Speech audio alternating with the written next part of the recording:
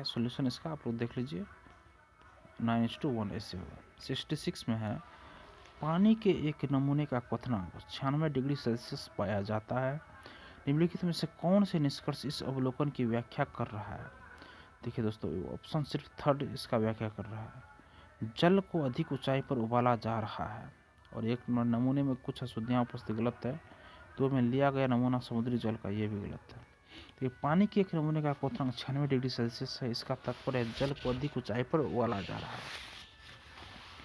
पानी का क्वथनांक 100 डिग्री सेल्सियस या 212 डिग्री फ़ारेनहाइट होता है। पानी का क्वथनांक वायुमंडलीय दबाव पर निर्भर करता है, जो ऊंचाई के अनुसार बदलता रहता है। पानी कम तापमान पर उबलता है क्योंकि उसे अधिक ऊंचाई पर उबाला जा रहा है। पानी का क्वथनांक भी पानी की शुद्धता पर निर्भर करता है। पानी उसमें अशुद्धियाँ होती है।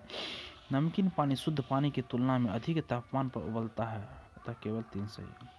67 में दोस्तों, एल्युमिनियम का कौन सा गुणधर्म उसे खाद्य सामग्री लपेटने के लिए फाइल मतलब पन्नी बनाने के लिए उपयुक्त बनाता है दोस्तों? तो देखिए ऑप्शन नंबर सी सही है। यह बहुत आघात वर्ण है दोस्तों। एल्युमिनियम आघात वर्धनीय है, जिस कारण इसे खाद्य सामग्री को लपेटने के लिए फाइल बनाने के लिए उपयोग किया जाता है। 68 में दोस्तों, निम्नलिखित में से कौन सा पौधों में नाइट्रोजन स्थिरीकरण की परिघटना का सही वर्णन है दोस्तों? ऑप्शन नंबर देखिए इसका डी सही होगा दोस्तों। वायुमंडलीय नाइट्रोजन का नाइट्रोजन के ऑक्साइडों में परिवर्तन दोस्तों। तो ये पौधों में नाइट्रोजन को गैसीय रूप में ग्रहण करने की क्षमता का पूर्णतः अभाव होता है। पौधे नाइट्रेट के रूप में नाइट्रोजन ग्रहण करते हैं, अतः वायुमंडल की मुक्त नाइट्रोजन को नाइट्रोजन के यौगिकों के रूप में परिवर्तित करने की प्रक्रिया को नाइट्रोजन का स्थिरीकरण कहा जाता है। इस प्रकार नाइट्रोजन स्थिरीकरण वायुमंडलीय नाइट्रोजन का नाइट्रोजन के ऑक्साइडों में परिवर्तन है दोस्तों। 69 नंबर क्वेश्चन है, एक परिवार कार द्वारा सूरत से मुंबई तक यात्रा करता है। यात्रा के आरंभ में उनकी कार के पथगामी का पठ्यांक 5812 किलोमीटर है और यात्रा के अंत में 6092 किलोमीटर था। यदि इस यात्रा को पूरा करने में उन्हें 5 घंटे 20 मिनट का समय लगता है तो औसत चाल क्या होगा दोस्तों? तो 52.5 किलोमीटर पर आवर होगा दोस्तों। यही आंसर सही होगा।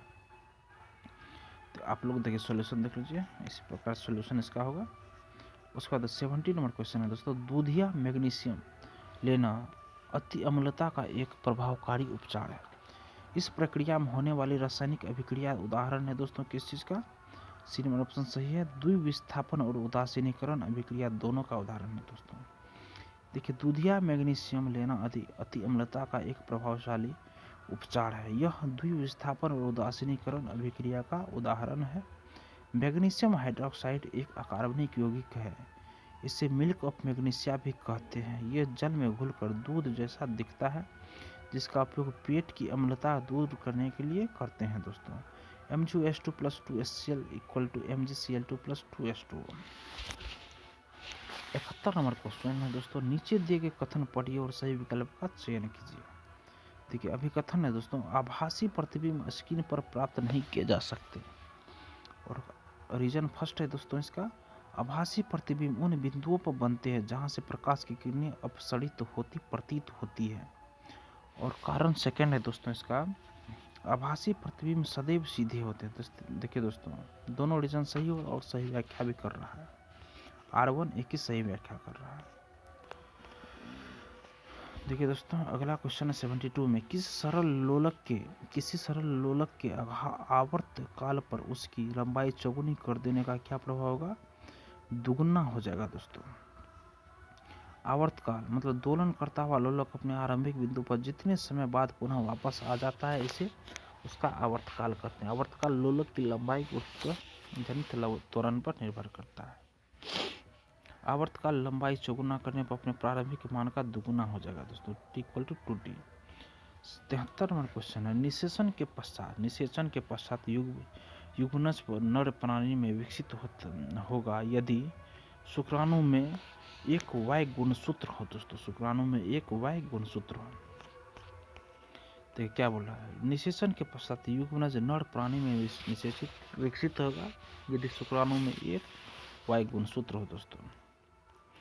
74 नंबर क्वेश्चन है दोस्तों, हमारी मांसपेशियों में अनोक्सीय श्वसन के फल स्वरूप निम्नलिखित में से कौन सा उत्पाद बनता है दोस्तों? तो लैक्टिक अम्ल बनता है। लैक्टिक अम्ल देखिए 75वां क्वेश्चन है, जंग लगने से लोहे की एक कील के भार पर क्या असर पड़ता है?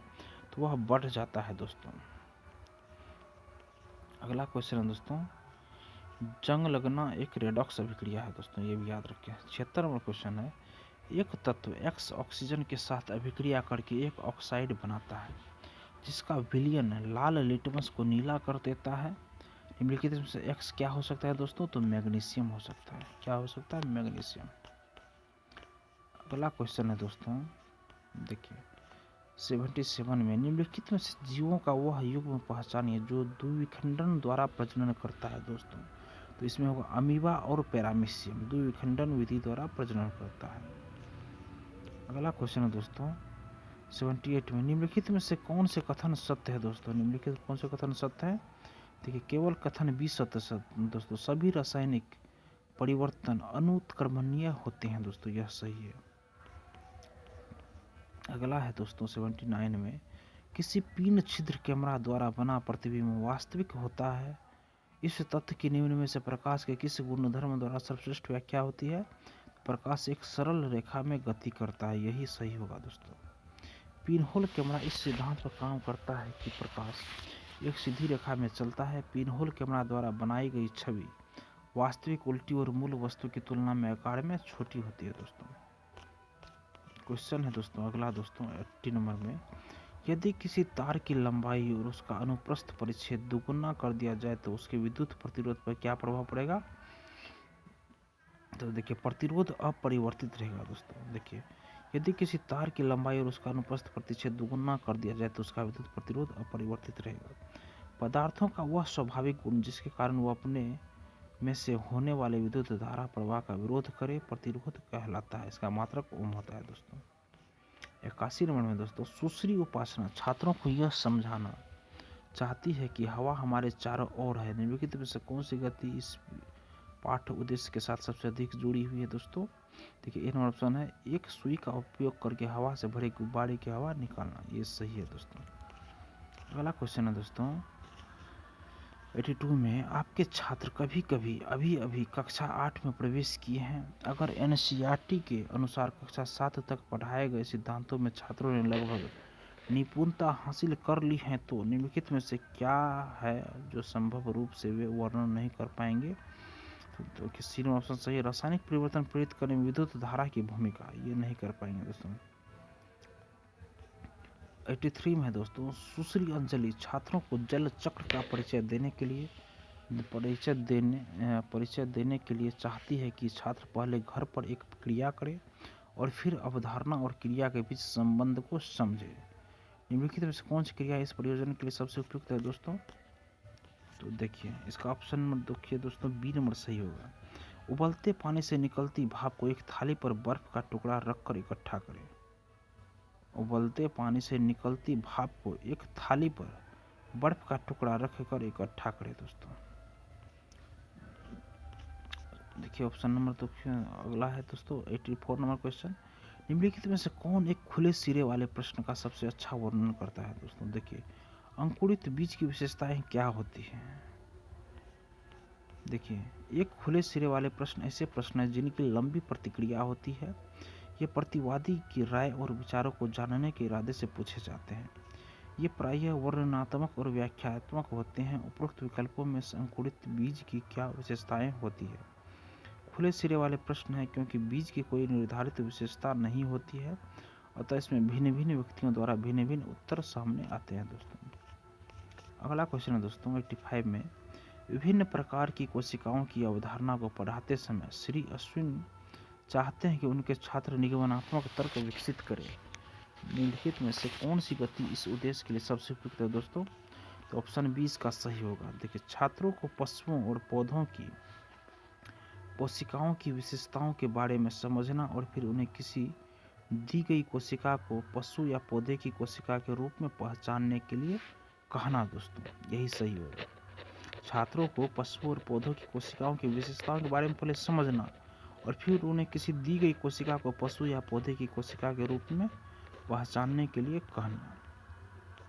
86 में दोस्तों, घूर्णन गति की अवधारणा का परिचय देने के लिए निम्नलिखित में से कौन सा सबसे उपयुक्त निर्देशात्मक साधन होगा? पंखे के ब्लेड दोस्तों, पंखे के ब्लेड। अगला क्वेश्चन दोस्तों 87 नंबर है, निम्नलिखित में से कौन सा विषय सिमुलेशन सॉफ्टवेयर से सबसे अच्छी तरह सिखाया जा सकता है? ऑप्शन नंबर फर्स्ट देखिए दोस्तों, बोर्ड पर रखी विभिन्न गोटियों पर कैरम स्ट्राइकर के बल का प्रभाव दोस्तों, यही सही होगा। और अगला क्वेश्चन है दोस्तों, हुक वह गतिविधि होती है जो विद्यार्थियों के वर्तमान ज्ञान का उपयोग करती है और रुचि पैदा करती है। हृदय पर एक परिचयात्मक पाठ शुरू करते समय सुश्री सौम्या के लिए उपयोग करने के लिए निम्नलिखित में से कौन सी सबसे अच्छी हुक गतिविधि होगी दोस्तों?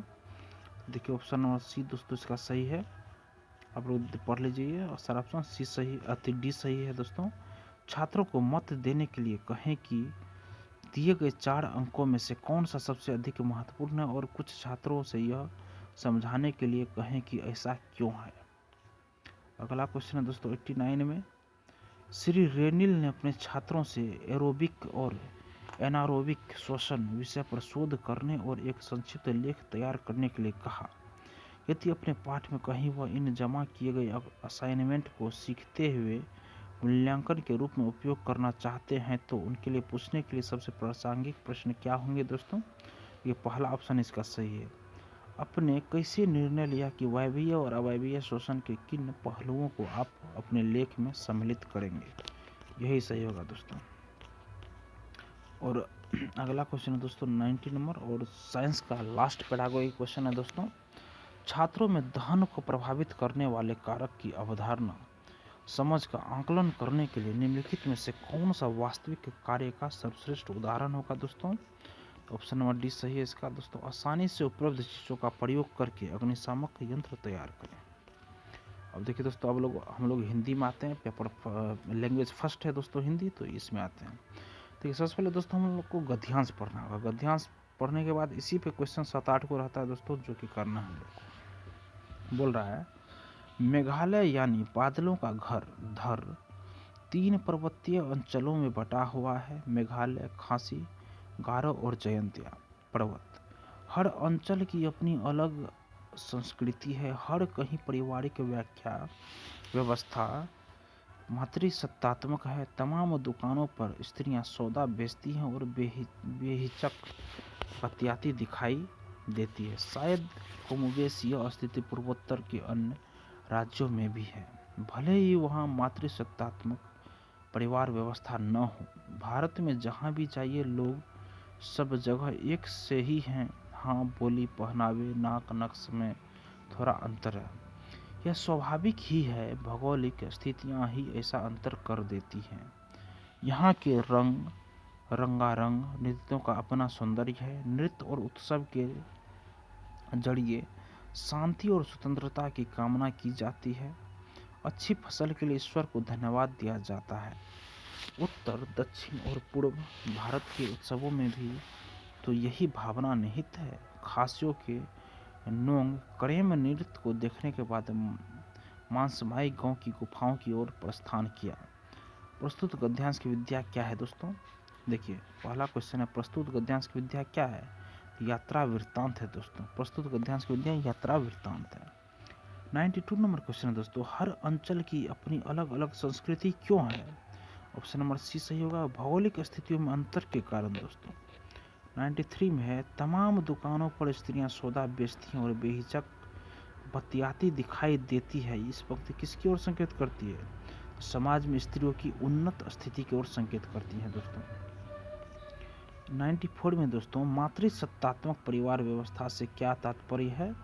ऑप्शन बी सही है, भूमि धन संपत्ति माँ से बेटी को मिलती है। भूमि धन संपत्ति माँ से बेटी को मिलती है। 95 नंबर क्वेश्चन है दोस्तों, नृत्य उत्सव के जरिए किसकी कामना की जाती है? ऑप्शन नंबर सी सही है, शांति और संपन्नता की कामना की जाती है। 96 में, पूरे भारत में उत्सवों से जुड़ी कौन सी एक बात सामान्य लगी? ये ऑप्शन सही है, अच्छी फसल के लिए ईश्वर को धन्यवाद देना। अच्छी फसल के लिए ईश्वर को धन्यवाद देना। अगला क्वेश्चन है 97 में, मेघालय का संधि विच्छेद क्या होगा दोस्तों? मेघजोर आलय। मेघजोर आलय दोस्तों, ऑप्शन नंबर डी सही होगा। 98 नंबर क्वेश्चन है दोस्तों, कौन सा शब्द पर्वत का पर्यायवाची है? तो गिरी। गिरी पर्वत का पर्यायवाची है। देखिए पर्वत का पर्यायवाची गिरी, गिरी, भूधर, शैल, अचल, महीधर आदि। आकाश का है अंबर, अंबर, घौ, व्योम, अंतरिक्ष, अनंत आदि। कमल का है नीरज, सरोज, जलज, अब्ज, पंकज आदि। हवा का है समीर, वायु, मारुत, वात, बयार आदि। यमुना का है सूर्य सुता, सूर्य तनिया, अग्रकजा, कृष्णा आदि। पृथ्वी का है भू, इला, भूमि, उर्वी, धारणी, वसुधा आदि। 99 में दोस्तों पर्वतीय शब्द में कौन सा प्रत्यय प्रयुक्त हुआ? पर्वतीय ई, यह ए नंबर ऑप्शन सही है दोस्तों। और देखिए अब देखिए काव्यांश है दोस्तों, काव्यांश पढ़िए पहले। फिर तेजी से तूफान का झोंका आया और सड़क के किनारे खड़े सिर्फ एक पेड़ को हिला गया।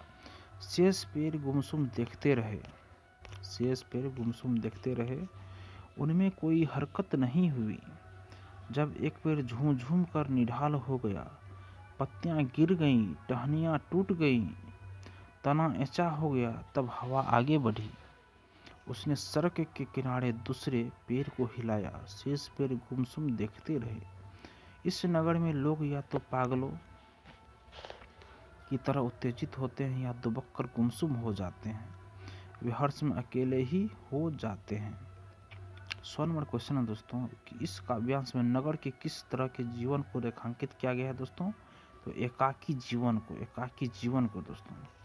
101 में कविता की किन पंक्तियों से प्रतीत होता है कि एक व्यक्ति पर संकट आने पर शेष लोग तटस्थ हैं दोस्तों? तो शेष पेड़ गुमसुम देखते रहे। 102 में तूफान का झोंका आया से क्या व्यंजित हुआ है? डी नंबर ऑप्शन सही है, संकट आना। 103 में दोस्तों नगरीय लोगों की किन दो प्रतिक्रियाओं की बात हुई है? तो उत्तेजित और गुमसुम होना। 104 में दोस्तों ऐंचा का अर्थ है टेढ़ा होना। 105 में है उत्तेजित में प्रत्यय है, क्या है प्रत्यय? इत, यही है दोस्तों। 106 नंबर क्वेश्चन है दोस्तों पेडागोगी है, हिंदी का पेडागोगी। क्या बोल रहा है? एक अध्यापक चाहता है कि उसके विद्यार्थी कक्षा के बाहर भी सक्षम और आत्मविश्वासी पाठक बने। निम्नलिखित में से कौन सी रणनीति उसकी कक्षा में सर्वाधिक महत्वपूर्ण होगी दोस्तों? देखिए ऑप्शन नंबर इसका दोस्तों डी सही होगा। विविध प्रकार के रुचिकर, उपयुक्त एवं प्रासंगिक पाठ्य सामग्री पढ़ने के अवसर देना। 107 नंबर क्वेश्चन है दोस्तों निम्नलिखित में से कौन सी युक्ति बच्चों के भाषा विकास में मदद नहीं करेगी? ऑप्शन नंबर सी सही है इसका दोस्तों। अभिभावक और अध्यापकों की ओर से अधिकाधिक सहयोग, ड्रिल और पुनरावृत्ति दोस्तों। 108 नंबर क्वेश्चन है भाषा की कक्षा में गतिविधि और कार्य संचालित करने के लिए समूह के आकार और गठन पर सावधानी पूर्वक विचार करना चाहिए, क्योंकि कुछ चयनित बच्चे उन बच्चों के साथ प्रभावशाली तरीके से काम कर सकते हैं जो उन्हें सक्रिय भागीदारी के लिए प्रोत्साहित करते हैं। ऑप्शन नंबर 109 नंबर क्वेश्चन है दोस्तों अध्यापिका अपने शिक्षार्थियों को अपने लेखन को अंतिम रूप से पहले योजना बनाने और प्रारूपण के चरणों से परिचित कराना चाहती है। अध्यापिका किसका अनुसरण कर रही है दोस्तों? लेखन का प्रक्रिया उपागम दोस्तों, लेखन का प्रक्रिया उपागम। देखिए दोस्तों अध्यापिका अपने शिक्षार्थियों को अपने लेखन को अंतिम स्वरूप देने से पहले योजना बनाने और प्रारूपण के चरणों से परिचित कराना चाहती है। अध्यापिका लेखन का प्रक्रिया उपागम का अनुसरण कर रही है दोस्तों। अगला क्वेश्चन है 110 में निम्नलिखित में से कौन सी भाषा अधिगम के लिए प्रमाणिक सामग्री नहीं है दोस्तों? तो पाठ्य पुस्तकें नहीं है, डायरी प्रविष्टि हैं, समाचार पत्र के लेख हैं, विज्ञापन है। 111 में है अध्यापक ने अपने शिक्षार्थियों को किसी अनुच्छेद की बहुत ही आकर्षक शुरुआत लिखने के लिए कहा जिससे कि पाठकों का ध्यान आकर्षित किया जा सके। यहाँ लेखन का उद्देश्य क्या है दोस्तों? तो रचनात्मक रूप से लिखने के प्रयास करना दोस्तों।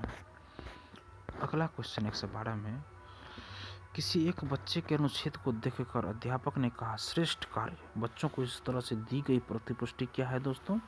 प्रक्रिया के स्थान पर उत्पाद पर केंद्रित है, प्रक्रिया के स्थान पर उत्पाद पर केंद्रित है, यही सही। 113 नंबर क्वेश्चन है दोस्तों भाषा के प्रभावशाली आकलन में शामिल है, क्या शामिल है?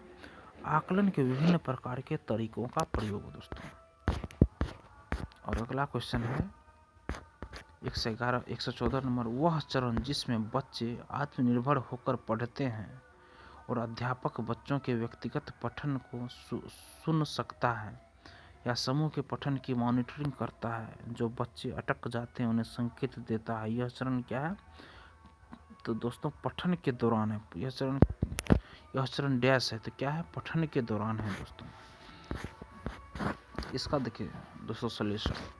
पठन प्रक्रिया में बालक लिखित या मुद्रित शब्दों को पढ़कर उनका भाव ग्रहण करता है। दूसरा, किसी लिखित भाषा या चित्र को देखकर उसके भाव का अर्थ ग्रहण करना पठन कहलाता है। उसके बाद भाषाओं के अतिरिक्त अन्य विषय के बोध के लिए भी पठन प्रक्रिया अत्यधिक महत्वपूर्ण है दोस्तों।